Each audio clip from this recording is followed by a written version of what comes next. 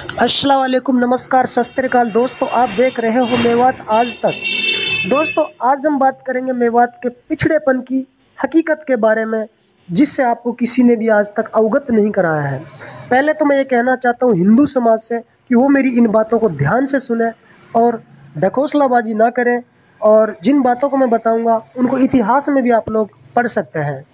दोस्तों, चलिए आज हम बात करते हैं क्यों पिछड़ा है मेवात, और क्यों आज मेवात की पुलिस मेवात के नौजवानों को गोलियों से मारती है, और हरियाणा या यूं कहूँ कि भारत की सरकार मुसलमानों के लिए कोई इंसाफ, खासकर मेवातियों के लिए कोई इंसाफ और ऊपर से सरकार का रवैया यह है कि वो पीड़ित परिवारों की बात तक नहीं सुनती है, उन्हें इंसाफ तक नहीं मिलता है। दोस्तों, आइए हम आपको बताते हैं क्यों हो रही हैं यह सारी घटनाएं। दोस्तों, एक ज़माना था 15वीं शताब्दी में, जब बाबर इस देश में आया था। कुछ हिंदू लोग ये भी कहते हैं कि मेवातियों को तो औरंगजेब ने बनाया था। ये स्पष्ट कर देता हूँ, ये बिल्कुल गलत है, क्योंकि औरंगजेब करीब 100-150 साल बाद करीब 100-150 साल बाद में आया था। लेकिन सबसे पहले इस देश में मुग़लों में बाबर आया था, जिसने मुग़लों की नींव यहाँ रखी थी। और जब मुग़ल ये स्पष्ट कर देता हूँ आपके लिए, जब बाबर इस देश में आया था, उसका युद्ध इब्राहिम लोदी से हुआ। इब्राहिम लोदी को हराने के बाद उसने राजस्थान का रुख किया, जहाँ पे एक कट्टर हिंदू शासक था महाराणा सांगा, जो बहुत ही शक्तिशाली भी था उस ज़माने का। उसको हराना मुश्किल ही नहीं बल्कि हर किसी के लिए नामुमकिन था। लेकिन बाबर का जब उससे युद्ध तय हुआ, तो युद्ध तय होने से पहले उन्होंने राजा हसन खां मेवाती के लिए चिट्ठी लिखी। राजा हसन खां मेवाती कौन था? हाँ दोस्तों, ये वही राजा हसन खां मेवाती था जिनके ये किले आपको वीरान नज़र आ रहे हैं तस्वीर में। और दोस्तों, ये एक मेवात पिछड़ा नहीं था, बहुत आगे था। दुनिया डरती थी इस मेवात से, और मुग़ल भी घबराए, अंग्रेज भी घबराए हैं इस मेवात से, तैमूर भी घबराए हैं इस मेवात से, मोहम्मद गौरी जैसे भी घबराए हैं इस मेवात से। लेकिन यहाँ के लोग वतन परस्त थे, देशभक्त थे, खुददार थे। दोस्तों, उस ज़माने में ये मेव कौम रहती थी जब बाबर इस देश में आया था। अब ये उनके मुंह पे तमाचा जो कहते हैं कि औरंगजेब ने मेव बनाए हैं, क्योंकि औरंगजेब तो 100-150 साल बाद में आया है। ये बाबर के ज़माने में मेव थे और मेव बाबर से लड़े थे। ठीक है, चलो बहरहाल अब आगे बढ़ता हूँ मैं। तो युद्ध तय हो गया महाराणा सांगा का और बाबर के बीच, कानवा के मैदान में, जो राजस्थान में पड़ता है। दोस्तों, आइए आपको मैं बताता हूँ कि उस युद्ध होने से पहले बाबर ने लाख कोशिश की थी राजा हसन खां मेवाती को मनाने, क्योंकि उसको पता था कि जब दिल्ली से वो राजस्थान का रुख करेंगे तो बीच में एक इलाका है मेवात पड़ता है, जिसके डर से दुनिया की रूह तक कांपती थी। लेकिन उन्होंने सोचा कि धर्म का बहाना बनाकर इसे अपने में पाले में ले लूँ तो मेरी जीत पक्की है। उन्होंने कहा कि राजा हसन खां, तू मेरा एक भाई है, मुसलमान है तू भी और मैं भी, और हम धर्म के भाई हैं, आप मेरा साथ दे दो, पूरे देश पे हम राज करेंगे। लेकिन वो देश भक्त था, सच्चा मुसलमान था। कौन था? राजा हसन खां मेवाती। उन्होंने कहा कि भाई, मैं धर्म का भाई तो हूँ, ये तो सच बात है आपकी, लेकिन मैं वतन का भाई नहीं हूँ। और हमारा धर्म हमें ये सिखाता है कि सबसे पहले पड़ोसी का हक होता है, उसके बाद जो वतन है, वतन परस्त रहो। जिस वतन में आप रह रहे हो, जिस मिट्टी में आप पैदा हुए हो, उसके लिए अपनी जान तक दो, उसके लिए कुर्बानी दो। तो मैं भारत माता के लिए नमन करता हूँ, और भारत माता कहना कोई बुरी बात नहीं है। मैं मुसलमानों से भी कहना चाहता हूँ, ये एक खाली लैंग्वेज है कि हिंदू भाई भारत माता कहते हैं और आप दूसरी लैंग्वेज में इसको कहते हैं, ठीक है ना। तो अब मैं आपको ये बताना चाहता हूँ कि दोस्तों, राजा हसन खां मेवाती ने बाबर की हर एक बात वो ठुकराई थी जो उन्होंने उनसे कही थी। यानी कि उनसे साथ देने के लिए कहा तो मना कर दिया, धर्म का लालच दिया तो मना कर दिया, उसके लिए जागीर दी तो मना कर दिया, उसके लिए दौलत दी तो ठुकरा दी। बाद में उसने राजा हसन खां मेवाती के लड़के को उठा लिया कि इस बहाने से मेरे साथ आ जाए। फिर भी उसने ये सोचा कि आज अगर मैं राजा हसन खां मेवाती, यानी कि आज अगर बाबर के साथ चला गया तो न जाने कितने हिंदुओं का खून होगा, लेकिन वो मेरे भाई है हिंदू, और आज मैं अगर इनकी बाबर की तरफ और आज अगर मैं बाबर की तरफ नहीं जाता हूँ तो फिर क्या होगा? तो बाबर मेरे बेटे को मार देगा। लेकिन आज मेरा एक बेटा मर रहा है, कल मेरे हज़ारों बेटे मरेंगे, ठीक है। तो इसलिए उन्होंने हिंदुओं, हिंदू समाज के लोगों, तुम्हारे लिए अपने बेटे को कुर्बान किया था, अपने बेटे को मरवा दिया था। उसके बाद जब युद्ध तय हो गया, तो युद्ध शुरू हो गया, तो कोई कंप्रोमाइज़ नहीं हुआ किससे? महाराणा सांगा से, राजा हसन खां मेवाती का। क्योंकि महाराणा सांगा भी अपने गुरूर में था, उनके पास बहुत बड़ा लश्कर था, और इधर से बाबर भी गुरूर में था। लेकिन जो राजा हसन खां मेवाती था, उनके पास महज 12,000 घुड़सवार थे। वो उन्हीं को लेकर के और मेवात छोड़ के, किला छोड़कर, सारी खुशियाँ छोड़कर वो जंग के मैदान के बराबर जाके खड़ा हो गया।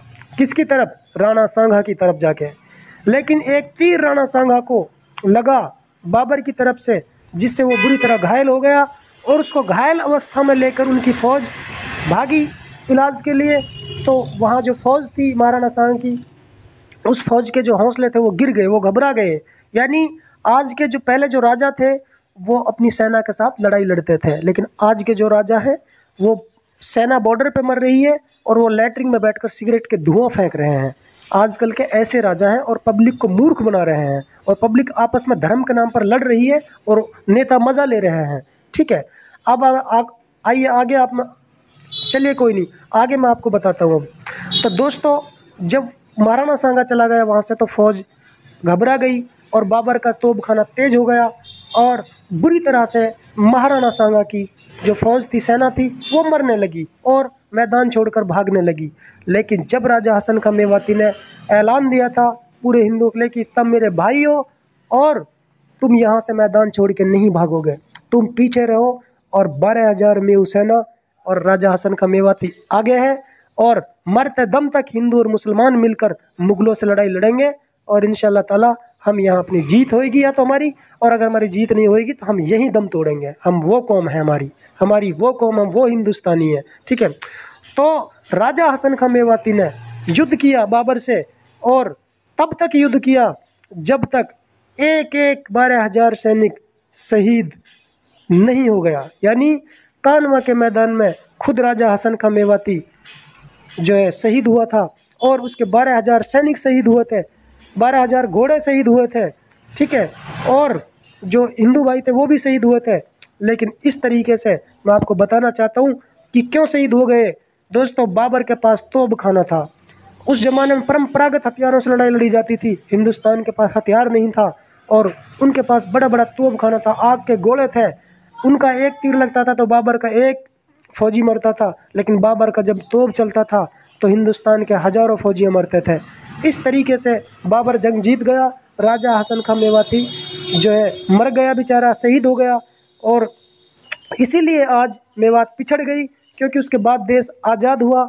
यानी कि कुछ दिन बाद अंग्रेज आए, फिर अंग्रेज़ों से हिंदू और मुसलमान मिलकर लड़े, और बहुत ज़्यादा जो मुसलमानों को अंग्रेज़ों ने फांसी दी थी। लेकिन उसके बाद जब देश आज़ाद हो गया तो हुकूमत बन गई। कुछ लोग जो मुसलमान थे वो पाकिस्तान चले गए, और जो मुसलमान थे कुछ लोग यहाँ रह गए। तो जो पाकिस्तान चले गए उनका देश पाकिस्तान हो गया, जो यहाँ मुसलमान रह गए उनका देश हिंदुस्तान हो गया।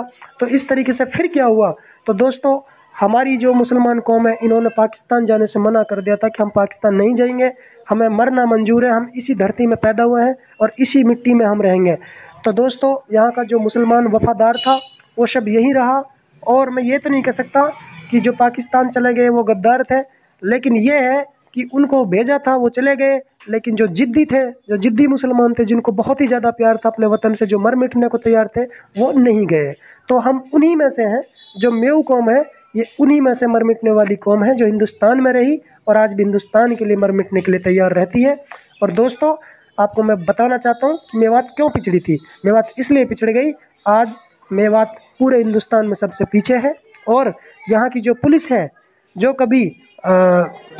यहाँ की जो पुलिस है, देखो आज यहाँ की जो सेना है उसके लिए गोली मारने की इजाज़त नहीं है, और यहाँ के जो पुलिस वाले हैं जो सुबह से लेकर शाम तक रेहड़ी वालों को परेशान करते हैं, रिश्वतखोर, वो यहाँ के जो मुसलमान हैं उनको सरेआम गोली मारते हैं, सारे कानून की धज्जियाँ उड़ाते हैं।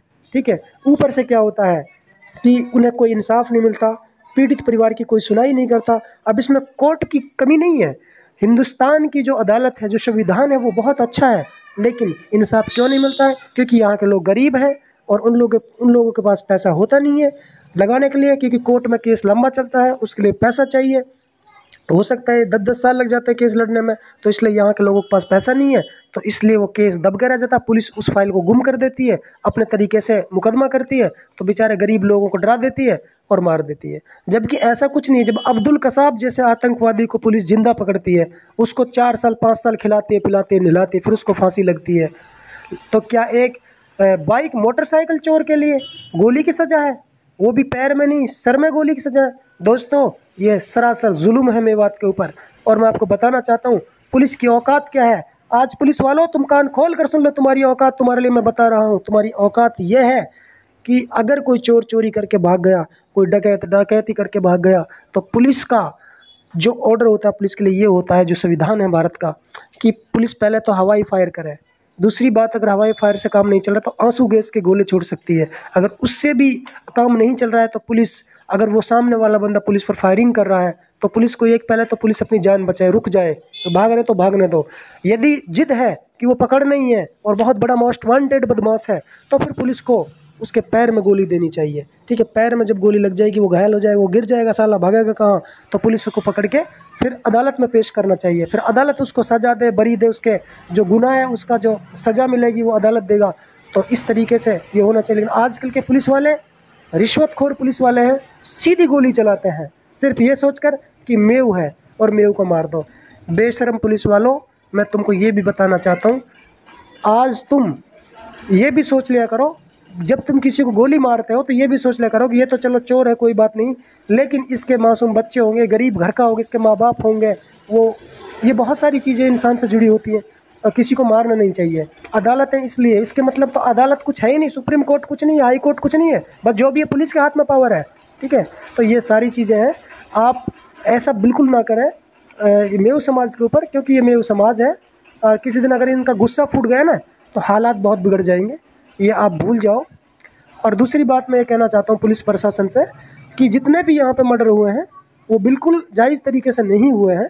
चाहे वो पहलू हत्याकांड हो, जुनैद हत्याकांड हो, अकबर हत्याकांड हो, डींगर हेड़ी मामला हो, साहिब हत्याकांड हो, अरशद हत्याकांड हो, बहुत सारे ऐसे कांड हुए हैं जो कि उनको इंसाफ नहीं मिला है और वो कहीं ना कहीं निर्दोष हैं। ये तो ठीक है, अगर एक चोर चोरी करके आया है तो पुलिस पकड़ सकते, पुलिस का एक्ट बनता है, लेकिन ये नहीं पुलिस उसके सर में गोली मार दे, ये गलत है। ठीक है, ये नहीं कि पुलिस उसके सीने में गोली मार दे, ये गलत है। तो दोस्तों, मैं ये बताना चाहता हूँ, इसलिए मेवात पिछड़ी है। अब मेवात की जनता भटक चुकी है, लड्डूबाज बन चुकी है, इसलिए मेवात पिट भी रही है और मेवात को इंसाफ भी नहीं मिल रहा। और दूसरी बात, मेवात ने अपना जमीर खो दिया, इसलिए मेवात के साथ ऐसा हो रहा है। क्योंकि कांग्रेस का कोई नेता आएगा तो बोलेगा अब की बार मैं मेवात का पिछड़ापन दूर करूँगा। अरे बहनचोद, जब 10 साल से 20 साल से 50 साल से तूने मेवात को पिछड़ापन दूर नहीं किया, तू अब क्या करेगा? बीजेपी वाला आता है अब की बार हम आएंगे तो हमने ये विकास करेंगे, वो विकास करेंगे, हमने ये किया है। अरे तुम क्या विकास करोगे? तुमने दिन दहाड़े तुम लोगों को मरवाते हो, तुम मेवात का क्या विकास करोगे? दूसरी बात, चौटाला आता है, चौटाला का कोई भी कार्यकर्ता आता है कि हम कांग्रेस बढ़िया नहीं है, बीजेपी बड़े नहीं है, हम विकास करेंगे। मैं बताना चाहता हूँ, ये एक ही चट्टे बट्टे की थाली है, ये एक थाली में खाते हैं ये लोग, और ये सारे हमारे जो है पिछड़ापन में ही राजी हैं। ये ना कांग्रेस, ना बीजेपी, ना जेजेपी, ये कोई सी पार्टी अगर तुमको अगर आगे बढ़ा जाए तो हम इस बात के लिए तुम्हें गारंटी दे रहे हैं, तुमको आगे नहीं बढ़ा सकते, क्योंकि इनकी सोच गंदी है। जब इनकी सोच बदल जाएगी तो मेवात आगे बढ़ेगा। जिस दिन ये हमें ऐसे भाई समझेंगे जैसे राजा हसन का मेवाती ने इनको अपना भाई समझा था, इनके लिए, इनकी जान बचाने के लिए अपने 12,000 घोड़े शहीद कर दिए, अपने 12,000 सैनिक शहीद कर दिए, अपना खास बेटा शहीद कर दिया, अपनी पूरी सल्तनत और जागीर छोड़ दी और लाखों जागीर और लालच ठुकरा दिया और खुद की जान भी दे दी। जिस दिन ये समझेंगे कि हाँ ये मेव हैं और ये हमारे भाई है, ये मुसलमान है, ये हमारे भाई है, उस दिन ये ऑटोमेटिक ना किसी में गोली मारेंगे और ना किसी के साथ बुरा करेंगे। और फिर ये जैसे गुड़गांव को पैसा मिलता है, फरीदाबाद को पैसा मिलता है ना, रोहतक को पैसा मिलता है, पानीपत सोनीपत के लिए पैसा मिलता है, उसी तरीके से उसी तर्ज पर ये मेवात का विकास करेंगे, मेवात डेवलप होगा और हिंदुस्तान में खुशहाली आएगी। तो दोस्तों, मैं आपको कहना चाहता हूँ, आप नेताओं के बहकावे में बिल्कुल ना आए। तरक्की होगी एक और चीज़ से कि आप पढ़ाई लिखाई करो, अनपढ़ मत रहो, पढ़ो, और जिस तरीके से मैं आज इनके पोल खोल रहा हूँ, इनका पोल खोलो और सामने आओ अपने हक के लिए, तो मेवात बढ़ेगी। तो दोस्तों, देखते रहिए मेवात।